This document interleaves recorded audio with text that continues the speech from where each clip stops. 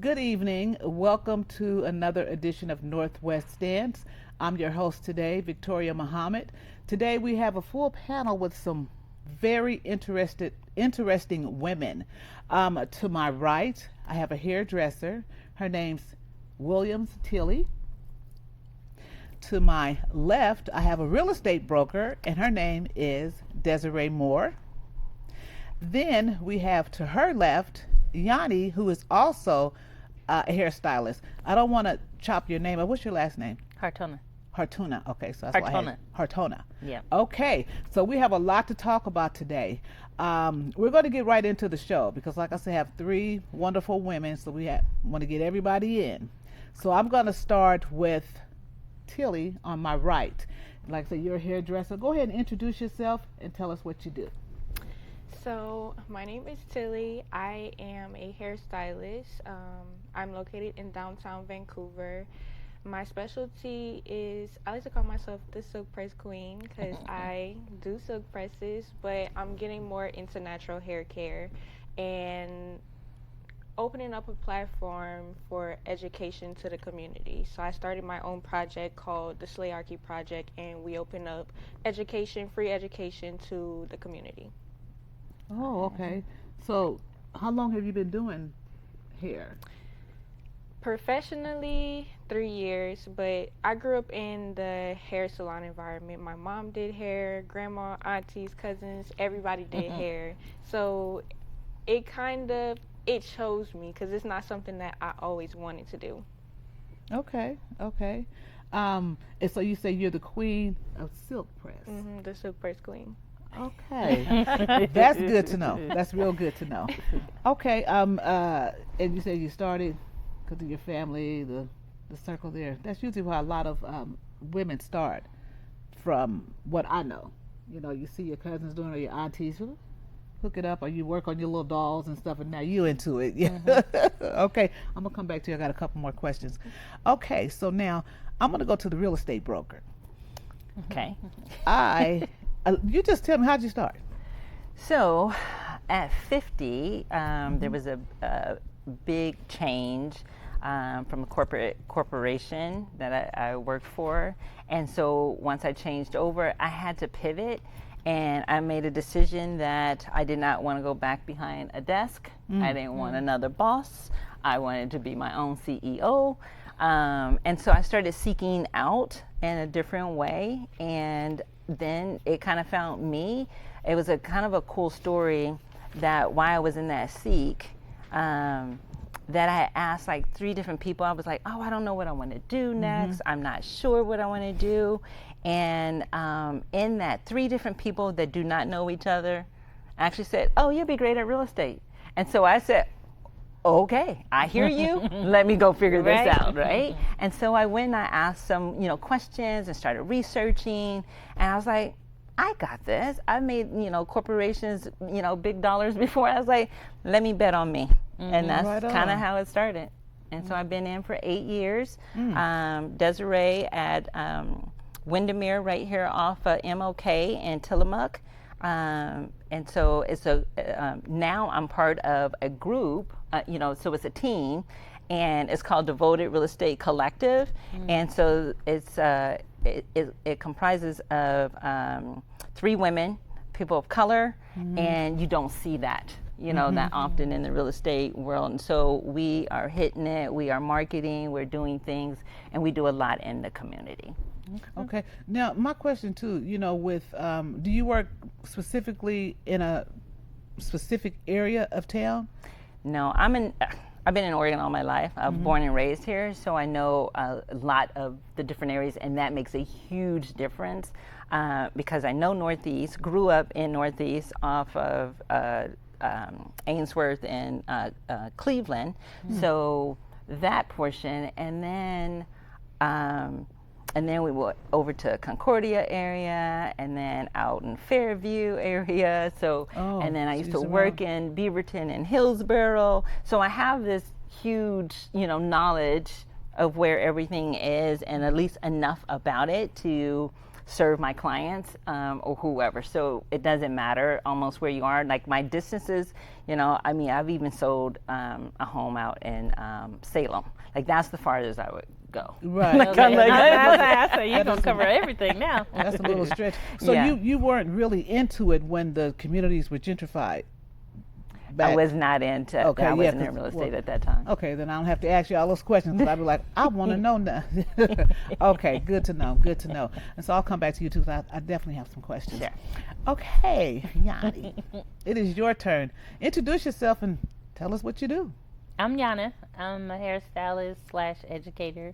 I'm currently working at L&M Hair Lounge. I would call myself a natural hair care, and my biggest thing is to educate people, because sometimes a lot of people don't know about hair. They just do it because this is what they did, or my mama or grandma did this, but they don't know why, And so that's my biggest thing. Even if I see you one time or I see you on the regular, I'm always educating. That's my biggest thing. And I've been doing it for 19 years, but 12 years licensed. Okay, right on. And so when you say natural hair, so you deal more with the actual natural hair, no chemicals. Is that what you mean when you say natural hair? Okay. Straight from the root. Okay, I know that's right. Yeah, so that's what my brand is, down to the roots, because I do all ages, all group types, everything. But it really, with my kid clients, I realized, like with the adult clients and everything, everybody has trauma, or they didn't have a good experience at the shop or that. So I have a lot more kid clients now, but I just try to give them that base, that foundation. And if they started young, then when they get to adults, they know how to do it, even if you're not sitting in my chair. And then with my adult clients, trying to break those memories or traumas or et cetera, things of that sort.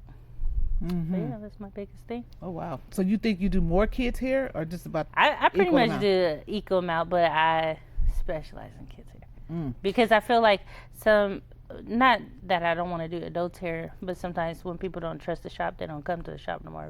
But it may be like a word of mouth thing, like, oh no, girl, you gotta go to her, because when I went, my hair was an inch, and I'm at bottom,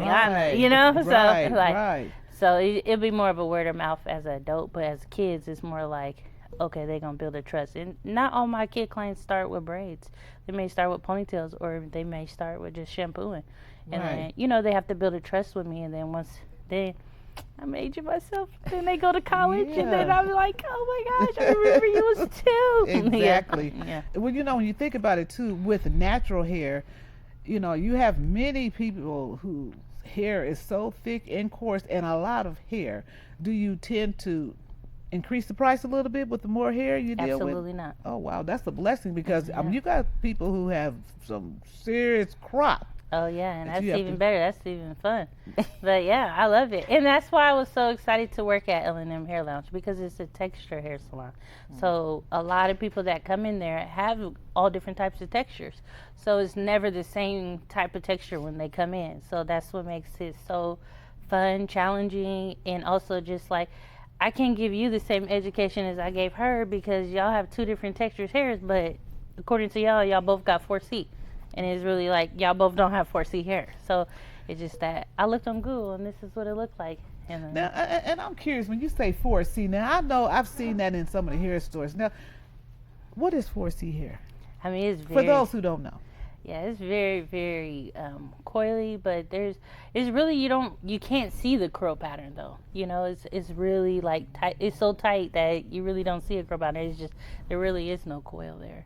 And so it's more. So how many patterns of hair is there? There's not just 4C. There are others. Oh yeah, there's 3. There's A. It goes down the line. It goes 4, 3, 2, 1, and then you got in the one. You got A, B, C. So it's like different levels to it. And then you may have 4 at your roots, 3 in the middle, and the ends may be a different texture. Nobody has like from the roots to the ends. Not even newborns have that. Unless you fresh out the womb, it's just like straight. Now you right. But over time, everybody have a different texture because you brush it in a ponytail. Now your texture is a whole different texture. You are so right. Yes. I cannot wait to find out what my ABCs in my hair because I'm serious.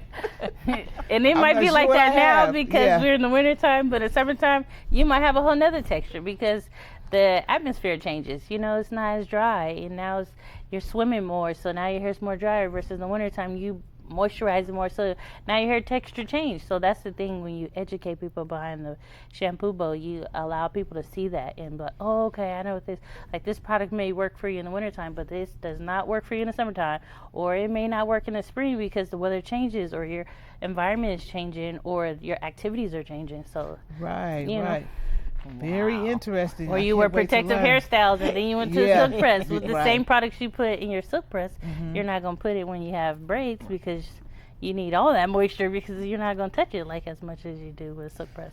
Exactly. Well, you got to get away from the protective styles and you may need to stay with the protective styles, you may need to be educated properly. Oh, I absolutely agree. Because some people think protective hairstyles, silk press is a protective hairstyle for some people because you're being more consistent versus you don't get braids for 8 weeks and you don't touch your hair. Well, that ain't protected because you really don't oil your scalp. You really don't take care of your braids. You really don't wash it. So braids ain't for you because you're literally not doing nothing. Maybe you need to go silk press, and that's a protective hairstyle for you and your lifestyle.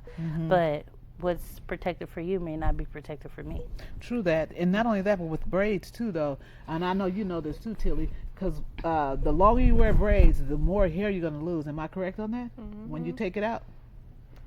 I know that see more of the you see more of it because it's not coming out on a daily. Yeah. Right. So it'd be about the same amount then. You're not okay. Unless it's like a lot of tension on the hair and it's pulling out excessive hair. And see, that's what I think a lot of people have to be careful of too, because some of us don't have edges. And that's unfortunate. That's a bad thing. But they've come up with some stuff now. I have seen. I'm not trying to be comical on the show, but I have seen where they have now created edges you can just stick on. Yes, absolutely. But who wants that? No, seriously, some people sorry. do that. That's okay. If they want to, but that's people that don't have no hair and they put a wig on. Now they got hair. So what's the difference? What's the difference? Yeah, what's the difference? But you don't want your edges blowing in the wind. No, it might not blow in the wind. It might stick on your face, just like a wig would. So yeah. I'm so sorry.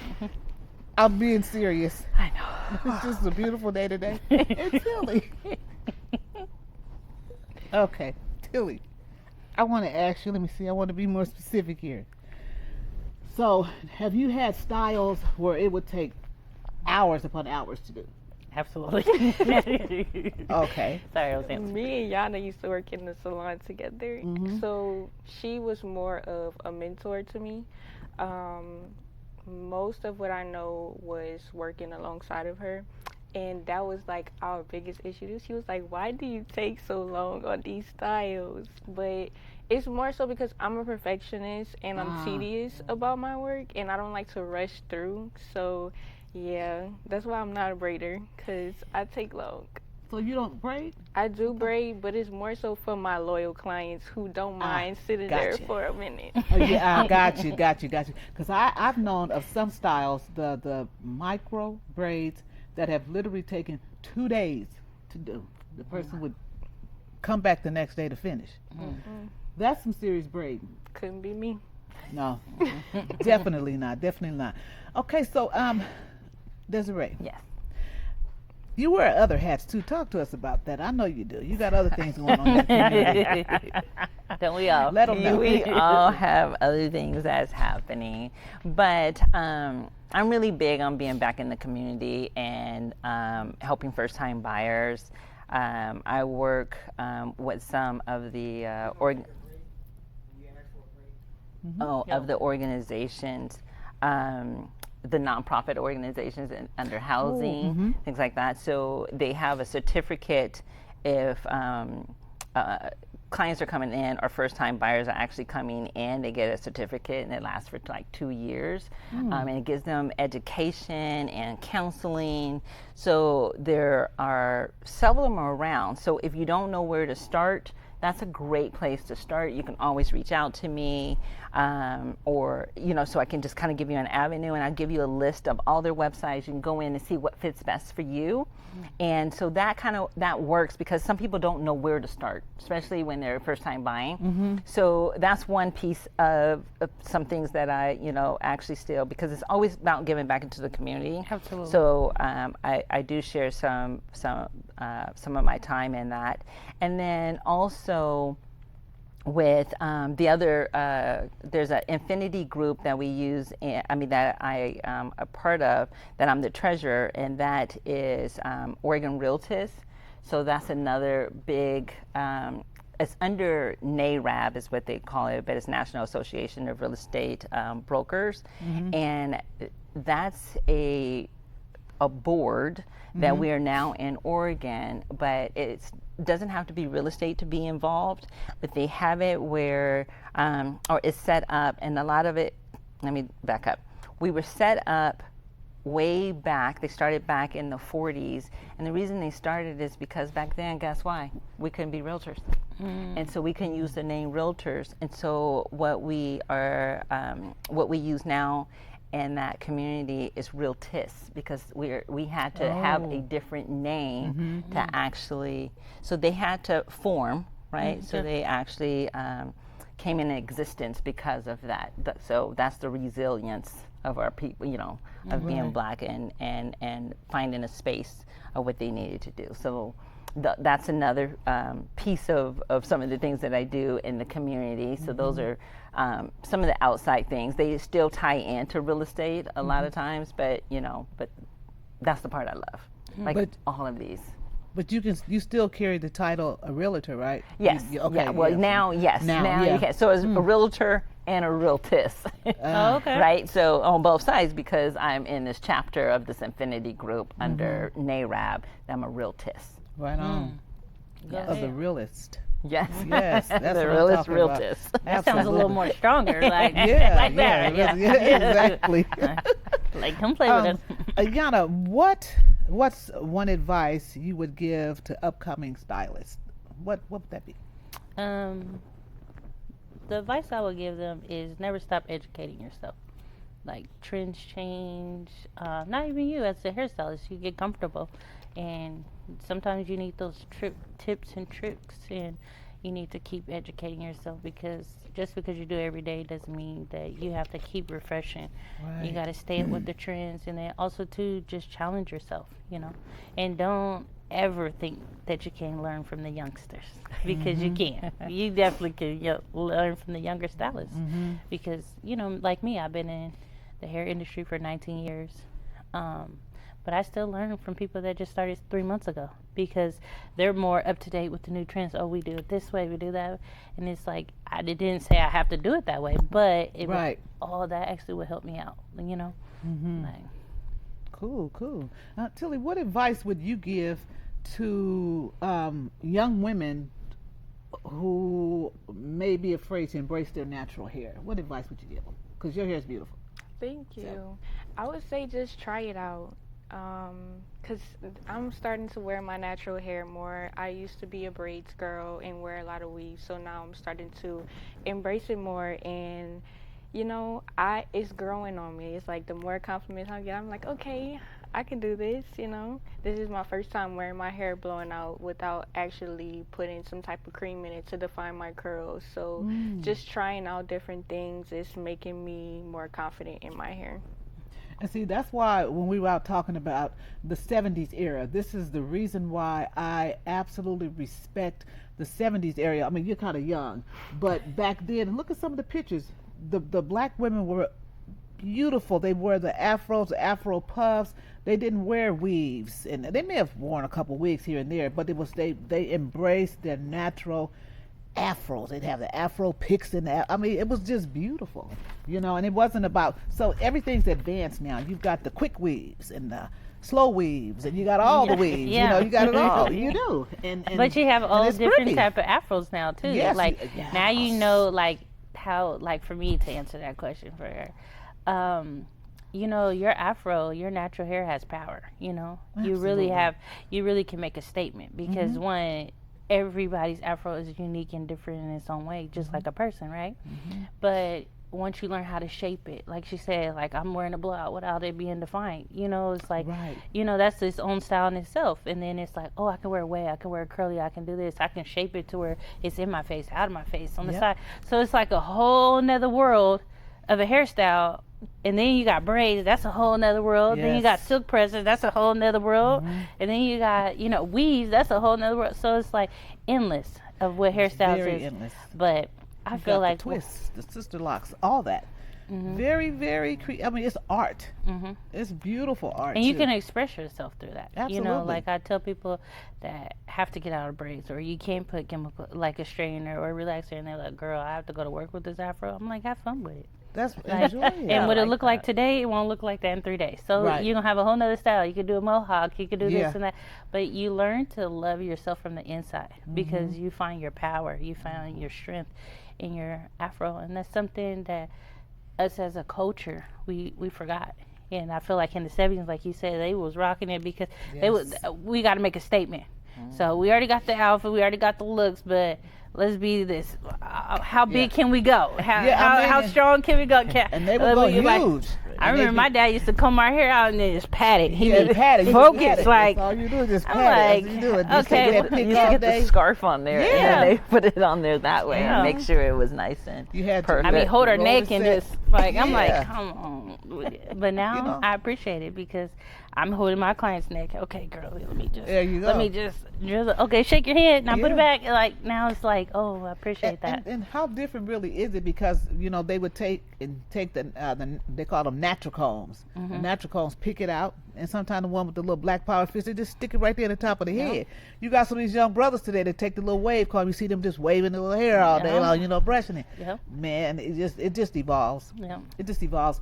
We're gonna take a quick break, and then we're gonna come back and kind of delve into some other things. So, Brother Elijah and Brother Daniel, when you get a chance, can you run us a quick break?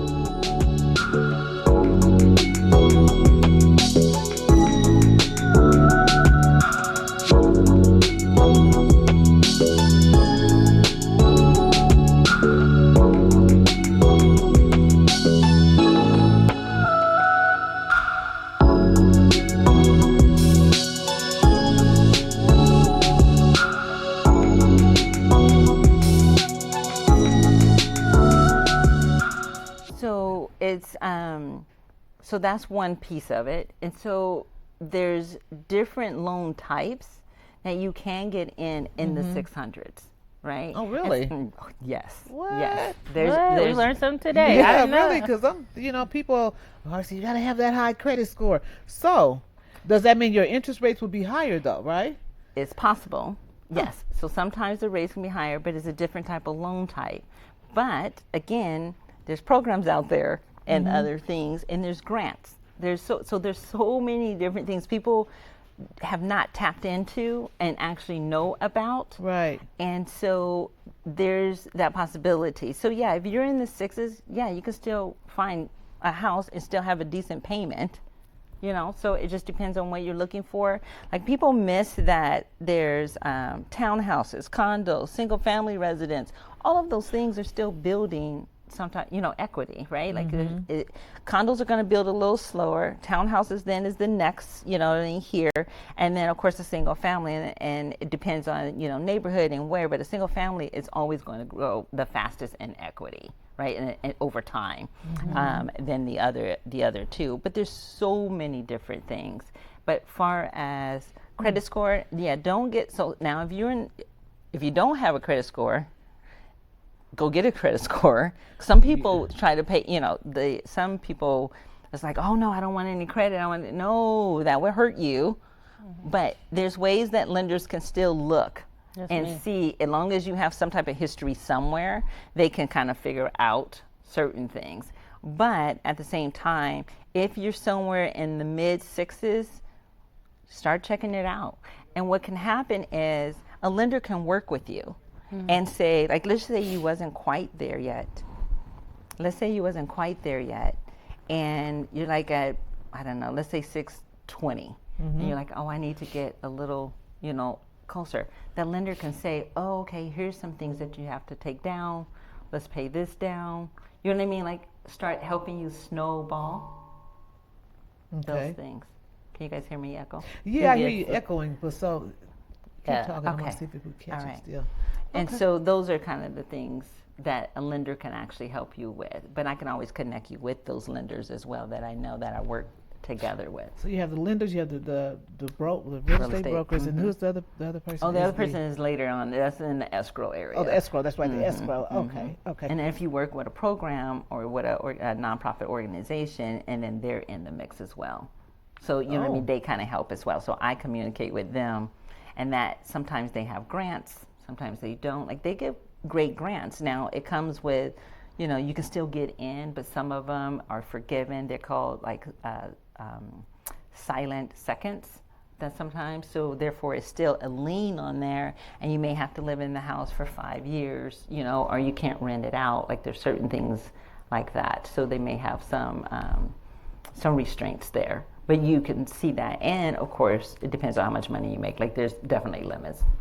Okay, so it's a lot involved in that. It's a lot involved, and by you telling and speaking and letting the community know, that's a good thing, so people are not deterred. I mean, like you said, if you don't know and you just feel like, well, man, I don't have enough here, there, you don't know unless you ask. Sit down and talk to somebody. It makes a lot of sense. See, I never thought about it like that either. Yeah. And another thing is, start saving, because there is a down payment. So there's a down payment and there's closing costs. Now, here's the difference, and the fun part about it on my side is asking. I can always ask the seller to help pay for some of your closing costs. It doesn't always happen. So if we're in a competitive situation, it might not work the best, right?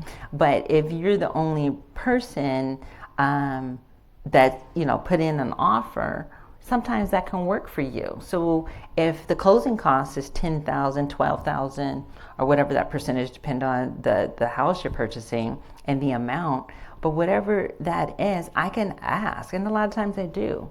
Right. You know what I mean? I'm negotiating for you, and that is a piece to negotiate, is the closing costs sometimes. Right. So sometimes it works and sometimes it doesn't, and it depends on how long the house may be on the market, if the seller is actually, super motivated or not. Right. Like, so it, sometimes it works and sometimes it doesn't. So your biggest piece is, 3.5% of whatever that amount is to have as a down payment. So I always tell people to definitely start saving money. Absolutely. Like, even if it's $25, stop thinking, oh, I got to be so big. It can be a small amount.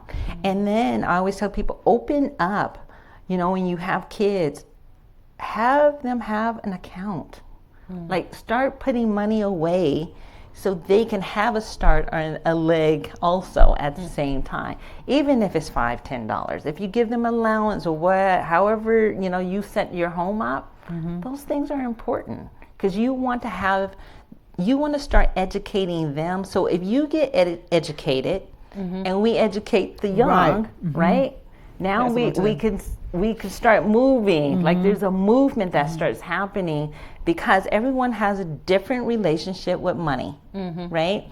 So you have to get educated, and if not, I mean, now you don't have. I always tell people you don't have any excuse anymore. It's called Google. It's called ChatGPT. Like all of these things, they are all there that can actually tell you the best way to save money, put money away, whatever you need to do, it's there. So we have to start thinking about that and putting our money away.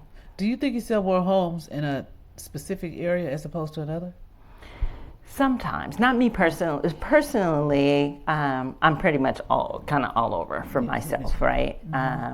Like I just sold a house, and I represented the actual seller, and so we're selling it. And I was out in Hillsborough, and so that was pretty good. And I just sold another house that was out in Hillsborough, right? And then so sometimes there's North Portland, right? And then there's Northeast Portland, and there's Gresham, and so it really just depends on what people and where people actually are. Right. So it's not one that I'm like super heavy in.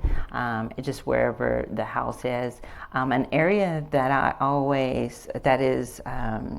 I think is up and coming eventually. What area? And we have to give it some time, is the Lentz area.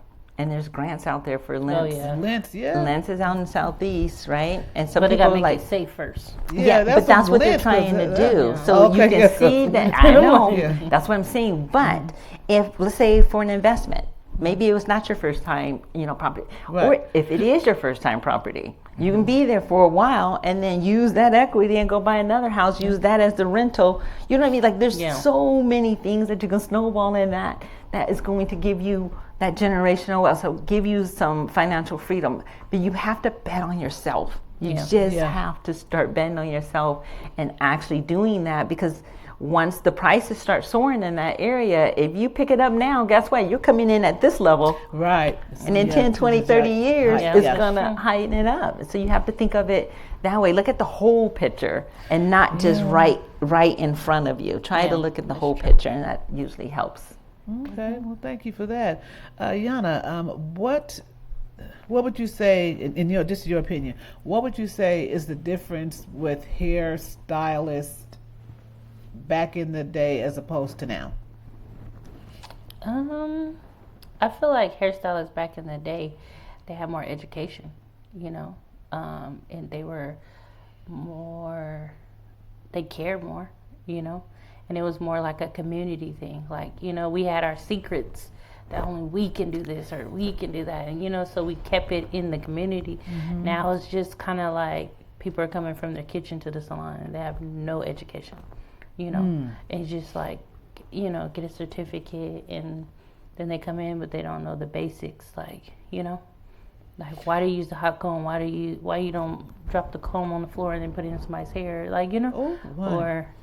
I mean, because what you do at your house is what you do at your house, but when you're in a professional setting, you can't do that. But some people don't have that common sense, Not the 3-second rules on the hot comb on the floor? No, we're not doing that. So that's the difference, and we hold each other accountable for that. And you have to, but okay, see, now that makes sense to me. So with a lot of young women, especially if they're going into the salons, okay, you're learning from your auntie, from your mom, your grandma, or just playing in your sister's hair and learning how to braid. So now you're going to the shop to start bringing in clients to do hair. So the new generation is learning from YouTube. That is been edited and went real fast, and people want quick results, fast results, but it's like, they really took 5 hours to do that hairstyle, but on YouTube it was 1 minute and 33 seconds. So then again, the salon thinking they could do that, but didn't realize it was edited and all that. So the reality hits, but then it affects us as a community, because then you think your hair is coarser than what it really is, because oh, I put this product on there, and they be like, oh, I didn't get the same results. Right. It's not working. But you didn't have the education. But, that's watching your grandma, you knew you had to split it in half, put it in 4 sections. Right. This. It's a little different. So I feel like the education is not there like it was. And then there's some people that do care, so they take the time to go to school for it and go to beauty school to learn. And beauty school is not going to teach us about our hair, but they teach you the basics. And that's all you need is the foundation. But they don't have the foundation. But then for the products that a lot of us need on our hair, they don't teach that either, do they? No, but they teach you how to look up products or what products are in beauty school. They teach you the basics. They teach you what chemicals to look for, what not to look for. They teach you how to look up chemicals, how to learn about products, how to do that. But if you're watching on YouTube, that she's not going to tell you how to look up this or that or this. So people are out here doing things to people's hair and don't even have education. Like, why are you using this shampoo on my hair? Because I watched it on TikTok and she told me that this is really good, but then you would have knew that doesn't work with that curl pattern. Ooh, but if you went to beauty school, they would have told you this type of products, when you have this type of coil, when you have straight hair, what oil base is that, but you don't even know what oil base is, or you don't even know what this is or what water does for your hair, people just, you spray water on somebody's hair and you don't know why you spraying the water, like, so it's just like stuff like that. So, but we have to have a foundation no matter what we do. Everybody has to have a foundation. You do. Mm-hmm. You do. I agree. Because, see, it just makes me think about, like, when my mother used to press me and my sister's hair, she would just put, the hot comb. It was just a regular way. And I think she used to use either the Blue Magic or the Crown Royal. But not she the Crown also, Royal, but the Blue Magic or the Crown. Yeah, I know what you're talking about. Little red, silver to But before she took that hot comb to your hair, she put it on that white paper. Oh, absolutely. Or that towel. Nowadays, people don't even have that because it's electric, yeah. And then they just put it on your hair, and then your hair goes, and you don't know why. Yeah. Because back then, they was coming out of Marcel, and so now it's all plugged in electrical, but people still putting that, whatever heat it is. Yeah. And you didn't test it first. Not at all. And see, you're right, because Mama used to test. It was more controlled. Yeah. Because you have to wipe off the smoke and whatnot, and it goes right on pressed through the hair. You are so right about that. Even then, back 70s, 80s, you would have the roller set. Yeah. The little, was it dippity doo dah? A lot of body. A lot of body, yeah. Roll it up. You either use some newspaper or sponge, whatever. Yeah. So much has changed. And you're right. But but Grandma knew what kind of rollers to use. Absolutely. And then whose texture. We're going to use the big one versus the tight ones, the black ones versus the cotton. That's right. But nowadays, people just see, girl, use it on YouTube with this color. And then you don't even know why. See, YouTube's dangerous anyway. Yeah, it's really dangerous. They do it's like TikTok. I know, it is. It's so sad. But that's reality. But that's the new generation. Everybody want quick results, and that's where when you come in this line, like, I'm not gonna flatten your hair in 2 hours, but maybe her hair I'll flatten in 1 hour. But I need to educate you. And it's good that you educate your customers when they come all the time. Because a lot of times, and I'm gonna tell you, I'm ignorant to a lot of things when it comes to hair. There's a lot of stuff that I've heard from you today and you that I had no idea about. Mm-hmm. I don't know my texture of hair. I just know that if I put water on it, it gets wavy. But I don't know what letter of the alphabet it is. I have no idea. Yeah. So I need an education, and I'm going to get my education here real soon. Yes. Extend it. Yes. And that'll help me to learn my hair. Because like I was telling you there, I just want to just cut it all even, so I can start over. And you may not even need to cut it all even. You might just need a steam hydration. Your hair might be just thirsty. That's why it lays down good with the water because you hydrated it. It's thirsty, trust it's thirsty. Yeah. So them ends get hydrated. Because you say you put the water in it, it goes slick. So therefore, you fed it some water. It's like a plant. Wow. Yeah. Starts from the inside. Come to your class, too. Because listen, we all need to know. And for people, sisters out here, you're going to have to, periodically, their information will run across the screen. Mm-hmm. Jot it down. Mm-hmm. Because a lot of us need to go back to class. Yeah. I'm certain of that because I've seen some heads out there. You guys know who I'm talking about. Yeah. So a lot of us, take these sisters' advice, then sometimes it's not like an instant result. You can't learn everything about your hair in one appointment. No way. Sometimes it's a journey, just like everything. When you buy a plant from the store, you gotta learn. You gotta figure it out. The house is too warm, too hot. It's the same thing with your hair. That's right. But if you know the basics, that's the whole point of it is. Because sometimes what you're doing, like I was saying earlier, braids is a protective hairstyle for some people, but not for everybody, But then they have this big old myth out there. Oh, braids is in the tension.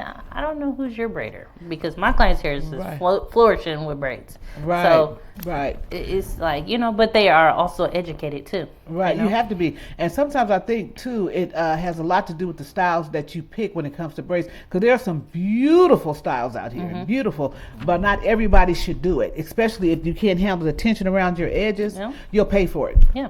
You know how hard it is to grow your edges back? Mm-hmm. And do you know that some edges, I don't care how much oil, products, whatever is out there, if your edges is gone, it's gone. That's what I'm saying. A lot of times you can't get it back. Yeah, and there's no cortisone shot. There's no oil you can buy. They told you that if the follicle's gone, the follicle's gone. Ooh. Unless you're going to Turkey and getting a hair replacement. Then that's then you get it back. But and that's the myth I have to tell my clients. They're like, oh, I've been putting this oil going in a circle. I'm like, girl, your hair follicle is gone. It's not gonna work. I'm trying not to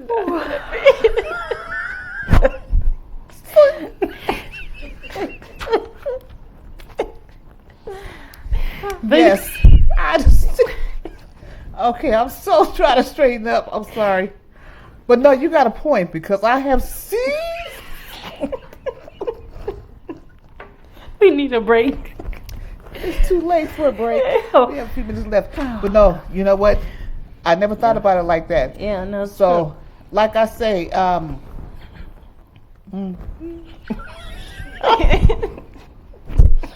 even certain shampoos, you have to know the right shampoo to use for hair. That's true. Hair grease. And they say that, is it true? I'm gonna ask, I don't know, because you do the silk press. So is it true that you're not supposed to actually put oil on your scalp?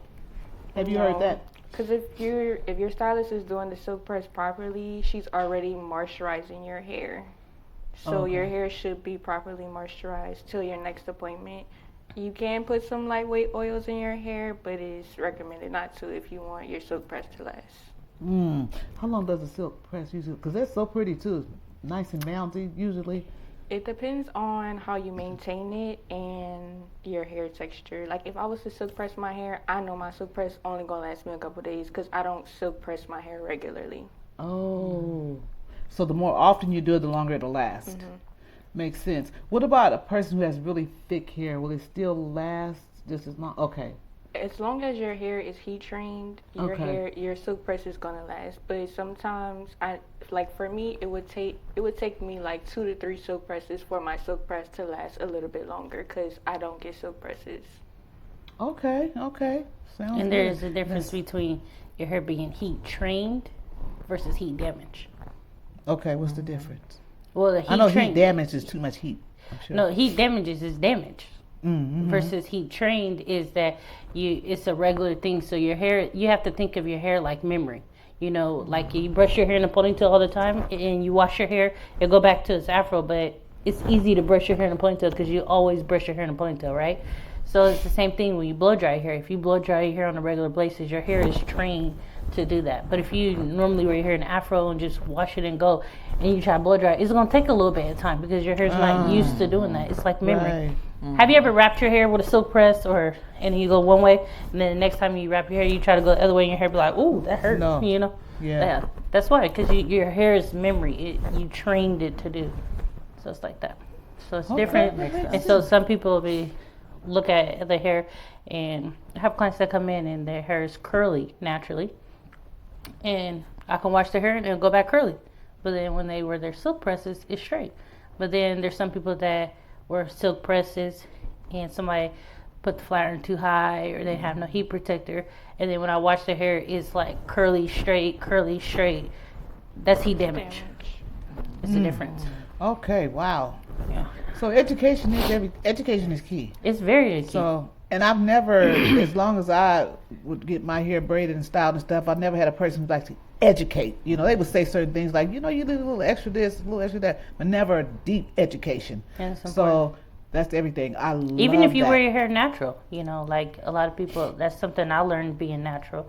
Like just doing wash and goes, you know. That water is sitting on my scalp all day because I want to take a shower and then go because it's curly, so I'm just going to go. But not realizing that water is sitting on my scalp all day. And then all of a sudden now I'm going to have dry scalp. Now I have all these other conditions because I allowed that moisture to sit on my scalp. It's just like leaving clothes in the washing machine. Over time, it's going to have a smell. That's So a the great same analogy. Yeah, so. Just leaving them in there. Yeah. Yeah, well, yes, definitely. That. Yeah. See, So I always got thing. something smart to say. My mind just goes Yeah. there, but that's just me. Yeah. But it's important though, like, Yeah. and that's the whole thing I want people to know. Like, it doesn't matter if you're doing your hair by yourself at home, at least you need to know how to do it. And like you were saying earlier with shampooing, a lot of people don't know how to shampoo their hair. Some people just use clarifying and then put some conditioner. No, you need to shampoo it twice and then conditioner. You know, so it's a lot of things into it. So. Well, I can't wait to be educated on because I need to get my hair back to where it needs to be. You know, nice and naturally thick and bouncy. Need that. But yeah, the education is everything. And I'm going to talk to a couple sisters that I know too, and I'm going to let them know we need to all go to class. No excuses. Yeah. Because we looking at each other's heads and we know we need a little help. But this has been a wonderful show today, and I know we've all laughed about things, and it's okay. It's nice and healthy. Yeah. I enjoyed you. And so you're in Vancouver, and you're in Vancouver. That's Northeast Portland. Oh, you're in Northeast Portland, and you're Windermere. You're right in the area. Okay. Well, thank you, ladies, so very much for coming on board, and thank you. And I've got to talk to you and you. And thank you for having us. Yeah, I appreciate absolutely. it. Thank you. Thank you all for watching the show. Join us next time, and we'll come back with some more information, good information. We live and learn. Come God see me, bless you guys. Absolutely. God bless you all. It's Northwest Stance, and I'm your host again, Victoria Muhammad. Have a very blessed evening.